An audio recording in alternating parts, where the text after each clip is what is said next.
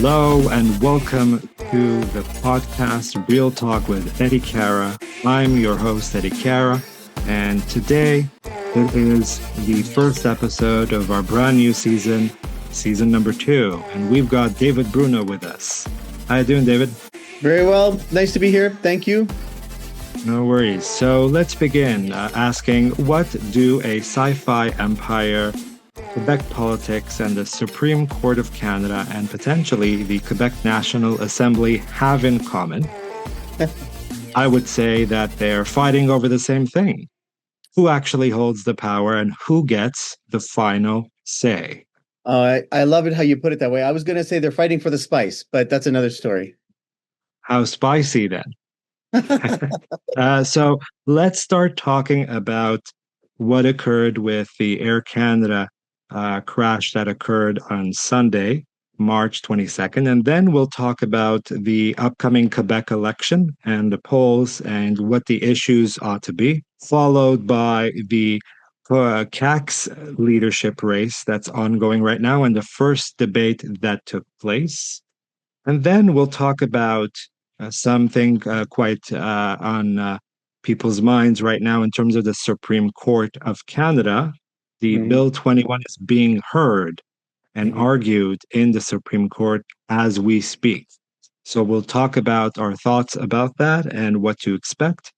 And lastly, our final segment will be about Dune 3, which is coming out on December 18th, 2026. And the recent teaser trailer was released just 3 days ago. So without further ado, let's begin. The latest controversy regarding the Air Canada crash is following the accident that occurred at the New York airport, where we had 2 deaths, as well as more than 40 passengers injured. And the controversy is such that its president, Michael Rousseau, started giving a video message, right? It was not even a press conference. And basically, he began by saying, hello, bonjour, right? And then he started speaking solely in English, giving a video message of condolences regarding what occurred. And he also added the French word merci, by the way, throughout the 4-minute video.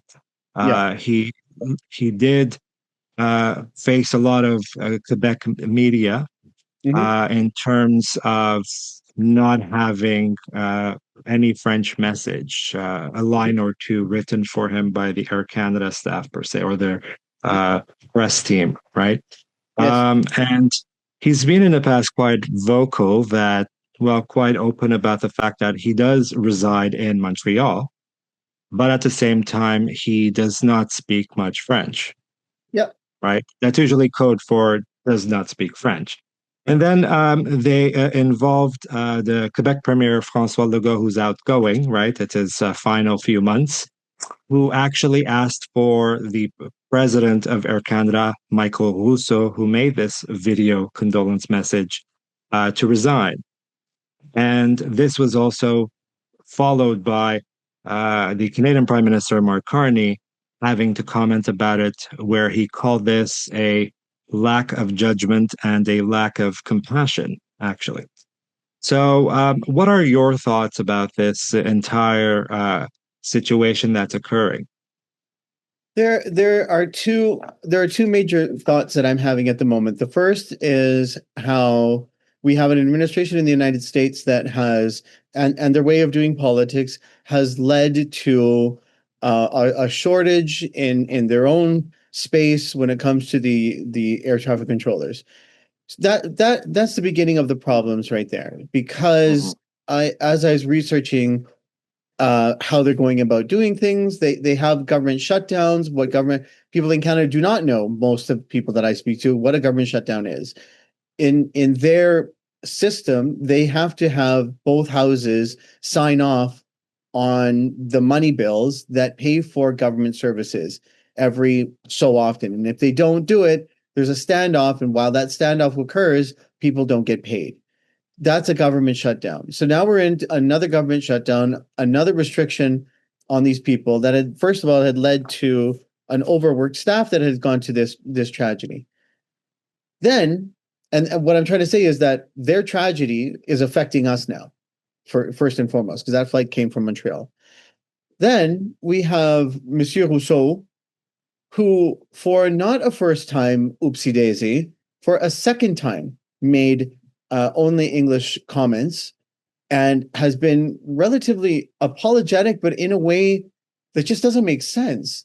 So, I mean, I've lived in Quebec many years, and I understand the Montreal nuances, which I have lived from my own experience. For example, there's something wonderful that happens to many Anglophones that do understand it. A lot of Quebecers, if they hear you speaking in English, they'll understand you, and they'll speak to you in French.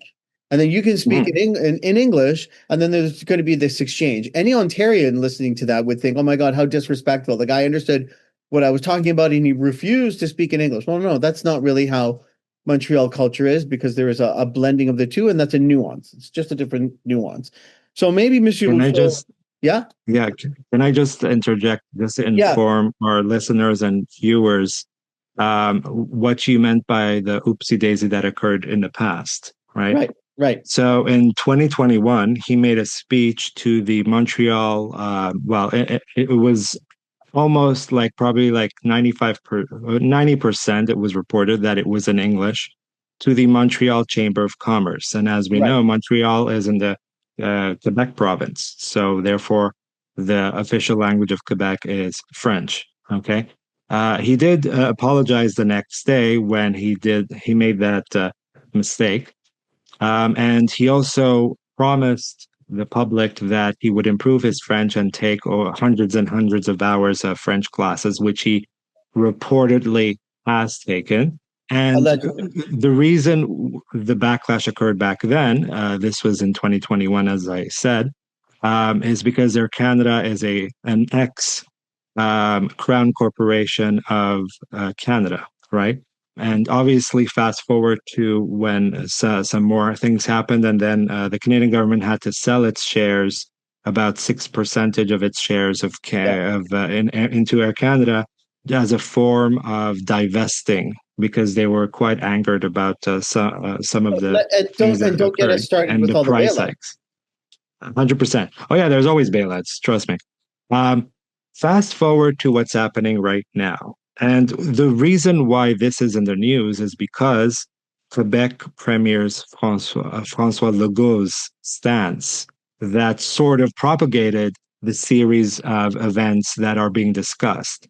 What's not being discussed is why the accident occurred, the investigation, and how could we improve the situation.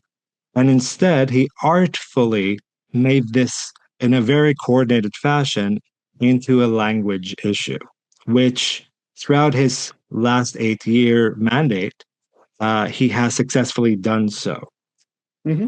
So it's almost as if he is leaving politics, even after there is his successor, who will be the one of the shortest tenures of a premier in Quebec history, I might add. Whoever's his successor, he will stay on as an M&A till the election occurs, and till then he will be quite irrelevant in the news. So this is a form of him conveying his last hurrah, showing his relevance and trying to imprint in people's minds as a lasting impression. Yes, he is the one who's standing up for the French language and preserving the language. Let me stop you there. I would hardly call this. No, this is not a standing up of this. This is. Let me explain, because a lot of people are saying, "Who cares?" And I want to just give my 2 cents on and compare them to other CEOs. Okay, this is not just a protection of the French language. This guy has been put there with a very important job, and has now slipped up of the French language in a society and a constitution of Air Canada for the second time. Now, for someone who just got a $12 million package and just last year was awarded another bonus of $2.4 million, I want you to also now look at another CEO that had another oopsie daisy moment where you have to look at them and ask, how does someone who's supposed to be so smart got into a position that is supposed to be for someone who's really smart that made a juvenile mistake. And yes, I am going to say juvenile mistake. Why? Because why hasn't anyone stopped him or done even the part in French? Okay, the other CEO I want to point out that is, supposed to be smart that did another oopsie daisy was the Weston family, Galen Weston, when he was directly asked from the NDP when he's in committee if he would answer 2,000 emails, and danced and danced and danced and danced instead of grabbing the report and saying, for the billions of dollars that I make, of course I'm going to answer those emails, and then set them down and move on to the next question. The Weston family, though, is not the same as being in charge of Air Canada. I'm giving an example of a very juvenile mistake, of something that could have been resolved almost to the letter for the amount of money that they're making. That's it. Well, look, let's just for a second take the perspective of Mr. Rousseau here. It's not the first time he's making errors like this, right? However, I mean, he is taking charge by himself posting a video message. It could have been written for him on a teleprompter, but for some reason, apparently it was not. Did it need to be him? It could have been his press liaison officer or whomever is responsible for communications at Air Canada. Two pilots. It had to be him. Right. So, yeah, in a way, it's good for him to take initiative despite his French proficiency. But at the same time, he took quite a risk. And in defense of him, it needed to be him and not just somebody who's a press officer or press secretary to convey this condolence message, given that there are not just injuries involved in this crash, but also fatalities, two deaths, right? At the moment, from what we know. We still don't know exactly the results of the investigation. It's ongoing, and I'm sure that's what they'll say till we get further notice about that. On the other hand, do we want someone pretending to know how to speak French well by reading off a teleprompter? Yes. Having a script.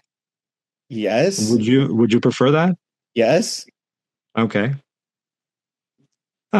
I still think. Look, I'm quite indifferent about that question, but in terms of Michael Rousseau's gaffe here, I don't think it's a huge issue.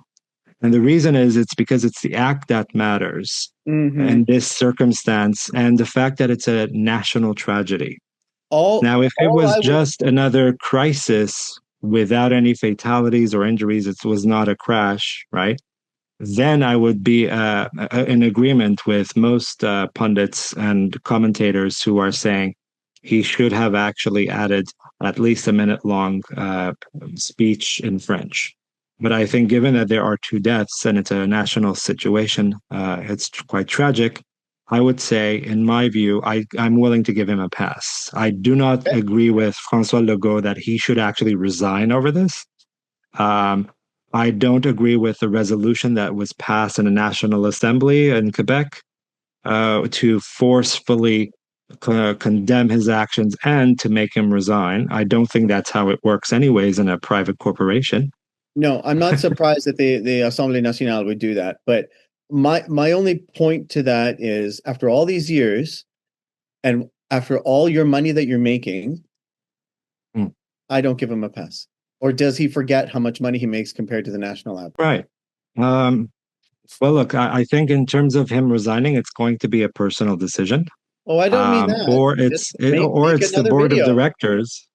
It's also the other option is the board of directors that takes a vote to fire him.